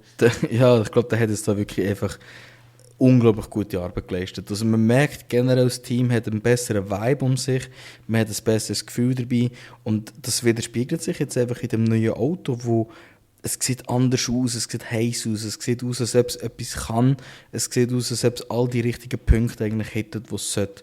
Und auch die Livery widerspiegelt das. Es ist neuer, es ist moderner, es ist ein bisschen fresher und trotzdem ist es immer noch schön traditionell, wie es halt auch sein bei einem Ferrari. Also ich habe wirklich livery-technisch nichts auszusetzen. Wie ich vorher auch schon gesagt habe, 16 von 10. Oder ja, also von dem her kann man einfach nicht viel sagen. Oder 55 von 10. Ja, ist genau gewesen. Von was das mehr Fans sind. Nein, also ich finde es auch wirklich, ich finde es ein cooles Auto. Absolut. Schönste, Punkt. Also absolut schönste Auto. Und ich finde es lustig, das haben wir jetzt schon die letzten paar Jahre gesagt, obwohl, wie du auch sagst, Ferrari eigentlich immer rot ist. Also es ist eigentlich immer das Gleiche. Aber ich finde es halt eben auch schön, wie du nur schon anhand von der Sponsoren weisst, welches Team kommt. Du kannst das Auto ohne das, also wirklich ein neutrales Auto machen und du siehst Ray-Ban, Santander, du siehst Shell-Logo und du weisst, es kommt Ferrari. Oder? Das ist einfach seit Jahren gleich und irgendwie einfach schön, dass sie so treue Sponsoren halt auch haben. Und was ich absolut liebe, ist der Ferrari-Schriftzug. Ich liebe ihn. Und dass sie ihn so breit über Heckflügel. mein Gott, über Heckflügel drüber fetzen, finde ich es so schön. Ja. Genug über das Aussehen vom Auto abgeeilt. Aber wir haben schon mitbekommen, es ist laut den Daten das schnellste Auto und ich glaube noch, man kann dem ein bisschen Glauben schenken. Also nicht, dass es wirklich das schnellste ist, aber ich sehe ganz klar, dass sie werden Zweite sein und ich glaube, ich hoffe, sie werden Red Bull das oder der ein oder andere Win eigentlich auch abklopfen, oder? Sie haben sehr, sehr gute Fahrer und das ist ein bisschen heftig. Sie können sich fast ein bisschen auf ihren Lorbeeren in dem Sinn ausruhen, weil Carlos Sainz hat die schnellste durchschnittliche Pace gehabt, über alle 3 Tage hinweg. Und es ist eigentlich heftig, dass man ich würde sagen, sehr guten Fahrer gegen einen sehr, sehr guten Fahrer kann ersetzen kann. Dass man sich diesen Luxus kann erlauben kann. Und kommt eigentlich dann wieder zurück. Jetzt haben wir einen runden Kreis gemacht. Der Fred Vasseur hat jetzt einfach fußdick hinter den Ohren und er bewegt das Team wieder dort hin, wo es sein sollte. Das ist in meinen Augen jetzt mit dem Preseason-Test ganz klar definiert. Also ich glaube, alle Ferrari-Fans können sich definitiv freuen. Wenn nicht dieses Jahr, dann nächstes Jahr sehe ich wirklich Championship-Chancen für das Team. Und ich gönne es jedem, der gerne Rot hat, wirklich. Und ich hoffe, dass sie sich beweisen können und ja, wieder wirklich zuvorderst vorne auch mit fahren können, weil sie haben es in meinen Augen am meisten verdient. Ja, also allem in allem kann man sagen, Forza Ferrari. Nächstes Jahr sage ich es dann sicher definitiv auch. Aber du bist kein Hamilton-Fan. Ich bin kein Hamilton-Fan. Ich bin auch kein Mercedes-Fan. Nein, überhaupt nicht. Und jetzt sind wir alle Teams durch. Und ich muss ehrlich sagen, meine Prediction, wie die Teams im ersten Rennen werden abschneiden, ist, dass Red Bull das schnellste wird sein. Oder allgemein sage ich es mal Anfang sein. Ich sage jetzt nicht aufs erste Rennen bezogen, sondern Anfang sein. Ich glaube Red Bull, Ferrari, dann komme ich jetzt ein bisschen mit einer Überraschung, sage ich Mercedes. Dann kommt Aston, dann kommt McLaren. Dann nachher würde ich Visa Cash App Racing Bull F1 Team nehmen. Und ja, dann kommt der Rest. Dann kommt der Rest. Ja, ich würde es etwa so zusammenfassen, muss ich ganz ehrlich sagen. Also ich glaube, dass es ist, also ganz ehrlich, wir sehen das Ganze sehr ähnlich. Ich sehe wirklich schwarz für P1, also das kann nur Red Bull sein in meinen Augen. Ja, ich wäre sehr erstaunt, wenn das nicht Red Bull ist. Und also verstehen uns nicht falsch, das ist jetzt auch nicht eine Prediction, wie es Ende Jahr wird sein, sondern einfach eine Prediction, wie das Autostand jetzt aussieht. Und für mich ist auch eben Red Bull P1, Ferrari P2. Und ich glaube aber, Ferrari könnte wirklich Red Bull ein bisschen challengen. Ich sehe tatsächlich auch Mercedes auf P3, weil ich das Gefühl habe, sie sind einfach auf das gegangen, was funktioniert. Und Aston Martin wird Mercedes einfach sehr fett am Arsch hängen. Also ja, wir werden, glaube ich, dort noch das Battle sehen. Ich muss ehrlich sagen, Mercedes, Aston bin ich eben ein bisschen zwiegespalten. Ich könnte es mir auch umgekehrt vorstellen. Ja, bin ich auch so ein bisschen dafür. Ich glaube, die sind sehr, sehr gleich auf. Aston hat sicher ein bisschen Sandbag, die sind sicher mit einem schweren Auto gefahren. McLaren habe ich wirklich das Gefühl, die haben zu wenig geschafft über die Winterpause. Ich sehe nicht genug Progress. Und nach McLaren ist für mich aber wirklich einfach, weil ich auch ein hoffnungsvoller Mensch bin und ich wollte, dass das Team gut performt. Nein, Williams. Also, wenn ich nur noch Hoffnung würde gehen, dann... Du hast es selber nicht einmal erwähnt, also nur, dass ich es gesagt habe. Hoppla. Also wenn ich nur noch Hoffnung würde gehen, dann klar wäre es selber natürlich jetzt auf P1, oder? Yeah. Aber ich habe ehrlich gesagt so die Hoffnung verloren, dass das Schweizer Team jemals noch einen Win wird holen. Ich fände es schön, aber es wird nicht passieren und mit dem habe ich mich abgefunden. Ich sehe aber nachher, also für mich endet ab Tonen das Midfield. Ich glaube, es gibt wieder wirklich Backmarkers, aber nicht so, dass es einen riesen Gap wird haben dazwischen. Also ich glaube, von den Backmarkers ganz klar Toro Rosso, die besten werden sein. Sauber kommt wahrscheinlich hinter denen nachher Haas und das allerletzte, ich bin eiskalt, ich ziehe es durch, Alpine hat das schlechteste Auto. Punkt. Krass. Okay, ja gut, wir werden es sehen. Aber Alpine glaube ich wenig, ich sehe eher Haas, muss ich ehrlich sagen. Aber spannend. Wir werden es sehen, schlussendlich, was wird passieren jetzt in Bahrain. Hast du noch irgendetwas, was du erwähnen willst? Oder ich glaube, wir haben soweit alles gesagt. Nö, ist eigentlich alles also gut. Also in Ordnung, perfekt. Ja. Weil ich würde sagen, wir beenden die heutige Episode. Das ist gerade ein bisschen ein abruptes Ende, aber ist jetzt auch egal, muss zwischendurch auch mal passieren. Es wird spannend, definitiv. Wichtig ist eben, denkt daran, das Rennen ist am Samstag. Das erste Training ist schon am Donnerstag. Wie gesagt, eben wegen eben Ramadan oder was auch immer dort ist das Rennen nicht am Sonntag, ist dann eben am Samstag. Und da sind wir gespannt, was die grösste und längste F1-Season für uns wird vorbereiten oder vorbehalten, oder wie es nicht mehr sagt, oder was heißt, wird erwarten schlussendlich. Bin ich wirklich sehr, sehr gespannt. Und ja, da würde ich mal sagen, was es war mit dieser heutigen Episode von Manside Release. Wir bedanken uns wie immer recht herzlich, dass ihr bis dahin zugelassen habt. Es ist jetzt auch wieder ein bisschen länger geworden. Eigentlich haben wir gesagt, eine kurze Episode, aber ja, man bleibt halt immer wieder hängen und wenn durchschnittlich für jedes Team fast 10 Minuten braucht, haben wir wieder auf den Timer geschaut. Aber ja, wie gesagt, das war es gewesen. Danke für dass ihr zugelassen habt. Wir hören uns dann wieder in der nächsten Episode, wo etwa, denke ich mal, nach Saudi-Arabien wird auftauchen. Wahrscheinlich, mal schauen. Und bis dann wünschen wir euch schon viel Spass mit dem ersten Rennen in Bahrain, natürlich dann auch in Saudi-Arabien und wir hören uns wieder in der nächsten Episode vom Unsafe Release.